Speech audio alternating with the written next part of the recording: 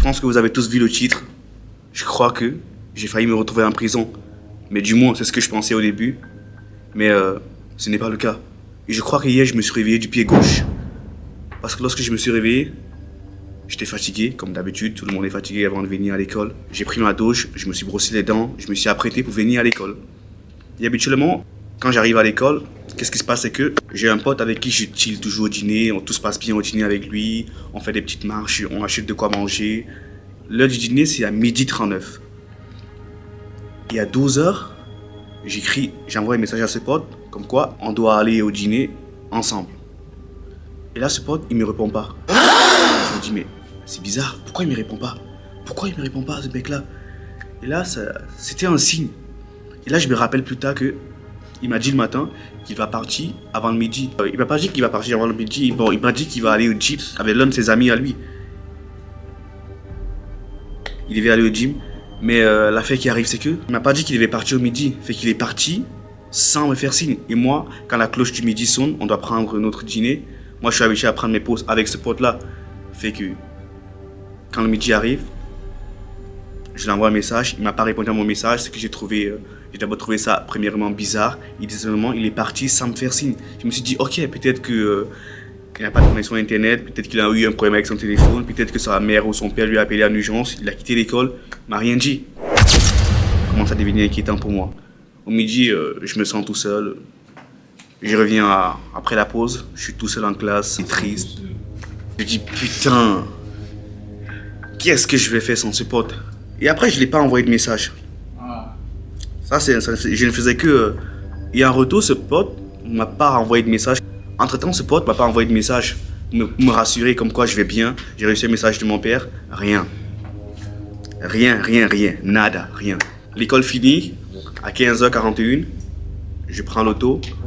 J'ai un boy à côté de moi qui est un ancien camarade, ou un camarade avec qui je rentre souvent à la maison. Il vit juste à quelques rues proches de chez moi. Ce pote vient, on rentre dans ma voiture. Il me dit, je te dépose chez toi comme d'habitude. Il me dit, ouais, avec plaisir. On conduit jusqu'à arriver à Longueuil. Longueuil qui est la destination, qui est la ville dans laquelle je réside. C'est là que ça commence à devenir inquiétant. Sur le chemin de Chambly, il y a une station-service. Et avant la station-service, il y a une rue où est-ce que je peux tourner à droite. Et à la station-service, juste, il y a un feu qui est à la station-service. Et au feu, j'ai le droit de tourner à droite. Mais puisqu'il y avait quelques voitures devant moi, je ne voulais pas patienter parce que j'ai un manque de patience et j'ai énormément regretté pour cette soirée-là. J'ai tourné à ma droite qui était juste avant la station-service parce que je voulais prendre un raccourci. Mais je n'ai pas vu qu'il y avait une plaque qui interdisait de rouler là de 15h à 22 ou 23h. J'ai tourné à droite comme ça. Et c'est là que je suis rentré dans le piège de la loi. C'est-à-dire qu'on roule, on a un permis, on a le droit de rouler, mais on ne peut pas toujours être vigilant sur la route parce que le danger vient de partout. Et qu'est-ce qui se passe, c'est que les policiers, ils sont masqués.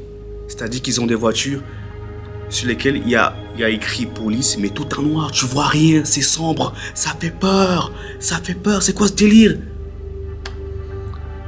Putain de chien! La voiture de police est stationnée, mais dans le sens contraire de mon chemin, tu vois. Et moi, je pense que ce chemin-là, ce n'est pas une voie à sens unique, c'est une voie, je peux faire un aller-retour sur cette voie-là, mais sauf qu'il y a juste une interdiction, une restriction que la loi a fait en sorte qu'on doit respecter sur cette voie-là. Et c'est une zone résidentielle. Moi, j'ai tourné à droite parce que je voulais un raccourci à cause du manque de patience. Putain. Je vois les sirènes des policiers s'allument. Bam. Mais il n'y avait pas de son, c'est-à-dire... Vous voyez ce que je veux dire? Le policier me dit... Stop! Il baisse la vitre, il me dit... Là, je serre sur le côté. Il sort de son auto. Il vient me voir. Il me dit, monsieur, bonjour. Juste avant de tourner à droite, je pense qu'il y avait une plaque qui vous interdisait de rouler, de rentrer dans cette voie-ci de 15h à 16h. Ou de 15h à 20 ou 22h ou 23h. Je n'ai pas vu cette plaque. J'ai demandé au policier, excusez-moi monsieur, est-ce que c'est la première fois que cette plaque est là ou elle a toujours été là? Il me fait comprendre que cette plaque est là depuis à peu près 8 ans aujourd'hui. J'ai dit, moi il y a 8 ans je n'étais pas au Québec. Et je lui ai fait comprendre que moi j'ai l'habitude de passer dans cette voie-là dans le fond. Et j'ai cru qu'il devait me donner une amende pour les fois où je passais souvent là. Il m'a dit, est-ce que je peux avoir ton permis s'il te plaît monsieur? Je lui ai dit sans problème, mon pote à côté de moi. Il a commencé un peu, il s'inquiétait pour moi en disant, putain, la tension commençait à monter, je stressais un petit peu. Je me dis, putain, je me fais arrêter par la police. Il a pris mon permis. Et en même temps, il y avait une char de police qui est venu passer juste après moi. Et le policier lui a aussi arrêté. Je pense que c'était un Québécois. Putain.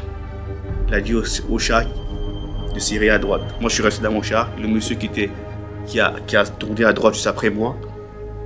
Juste après, quand le policier m'a pris mon permis, lui aussi a stationné à droite.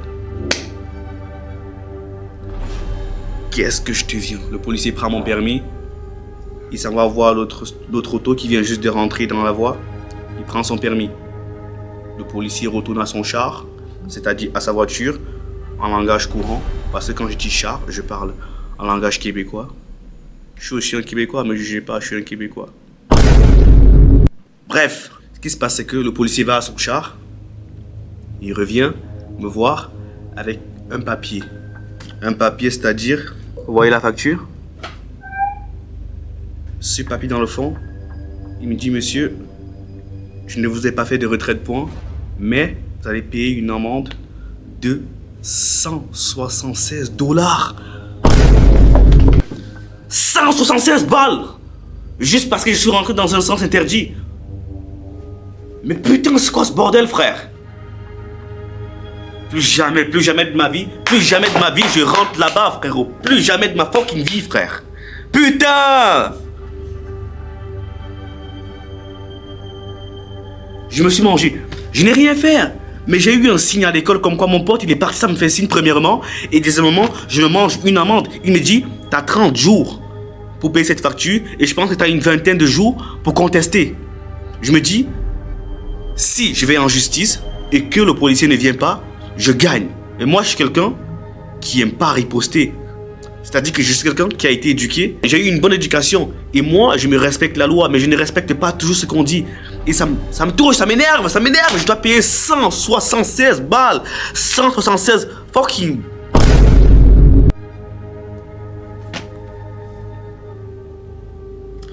J'ai mal au cœur, les gars. J'ai mal au cœur.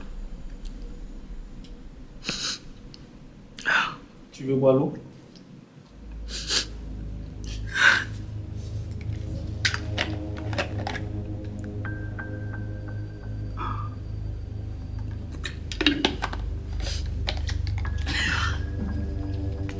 Les gars, je vais payer une facture, une amende, parce que je me suis fait arrêter par la police.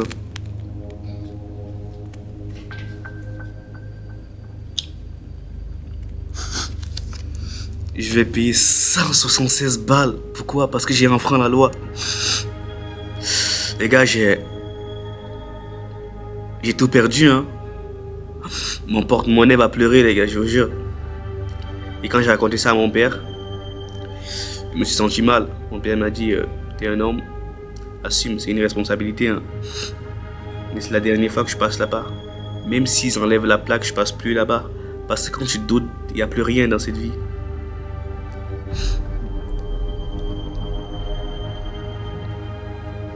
Le seul conseil que je peux vous donner, les gars, quand vous avez un auto, faites beaucoup attention. Faites beaucoup attention aux panneaux de la route.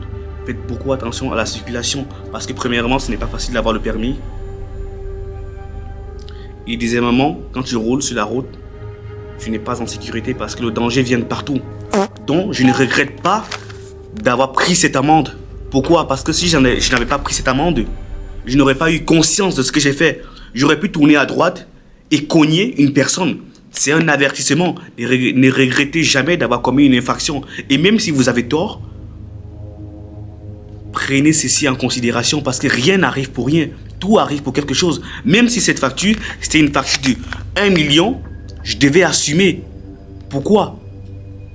Parce que c'est pour me faire comprendre quelque chose. Dans le futur, je dois rester attentif sur la route. J'aurais pu cogner une personne. Je préfère manger cette facture que cogner une personne ou cogner un auto. C'est très très néfaste, les gars. Alors, moi je pense que je suis d'accord avec le policier. J'ai mérité cette amende et je vais la payer. Cela va me permettre de m'améliorer sur la route, les gars. On n'est pas meilleur sur la route. Il n'y a personne qui est meilleur sur la fucking route. Personne n'est meilleur sur la route. Le seul conseil que je peux te donner, c'est que à chaque fois que tu touches le volant, tu apprends quelque chose de nouveau, tu comprends? T'es pas meilleur. Parce que si t'es meilleur sur la route, tu peux perdre ta vie comme ça. Tout dépend d'une seconde. Une seconde d'inattention peut changer ta vie. Une seconde. Une seule seconde, pas plus, pas moins. Tout ce qui vient après n'est rien. Et le passé n'intéresse pas. N'intéressera personne. On parlera de vous, mais au passé.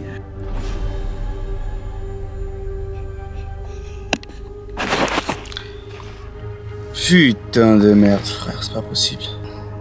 C'est la sensation que ça fait quand tu es sur le point d'aller en prison. Bonjour, monsieur. Hein? Voilà, 30 jours régler le tout. Les détails sont à l'endos, façon de procéder et tout. Il n'y a pas de point d'inaptitude relié à l'infraction. Puis faites attention à vous.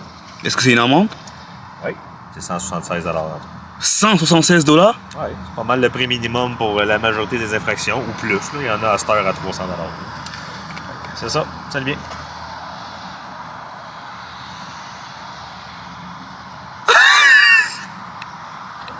Alors les gars, faites attention sur la route et pensez à votre vie. Merci infiniment d'avoir regardé la vidéo. On reste vigilant sur la route. On obéit à la loi. Et c'est la vie, les gars. C'est la vie. Merci.